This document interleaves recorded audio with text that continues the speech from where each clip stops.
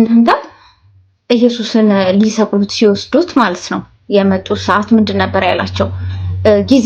ጊዜው ስላልደረሰ ከዚህ በፊት መተው ሊወስዱት አልቻሉም። ምክንያቱም የእግዚአብሔር ፈቃድ በዛ ጊዜ ስላልነበረ። ግን በፈቃዱ ቀን ጊዜው በደረሰ ጊዜ ግን መተው ወሰዱት። ስለዚህ ምንድነው ይሄ? ራሱ እኮ አንድ ትልቅ ማረጋገጫ ነው ለኛ። እግዚአብሔር ካልፈቀደ የሱ ጊዜ ካልሆነ በእኛ ላይ ምንም የሚሆን ነገር የለም። ኦኬ። እሱ ደግሞ በእኛ ህይወት ላይ መጥፎ እቅድ የለውም፣ መልካም እቅድ ነው ያለው። ስለዚህ ጋይስ አሁን እሱ እኛን በጣም ስለሚወደን ነው አይደለ አንድ ልጁን ይሰጣል። እሱን እንኳን ያንን እንኳን ሲፈቅድ በራሱ ፕሮግራም እና በራሱ ፕላን ነው ያንን ያደረገው። ስለዚህ በእኛ ህይወትም እኮ ይህንን ነው የሚያደርገው፣ ምክንያቱም ምን ያህል እንደሚወደን እናውቃለን።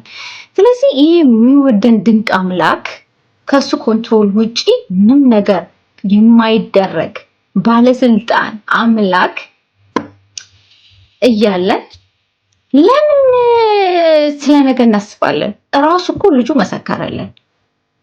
ካለሱ ፍቃድ ምንም አይነት ነገር እንደማይሆን ነገረን አይደል እንዴ? ስለዚህ ውዶቼ አትፍሩላ።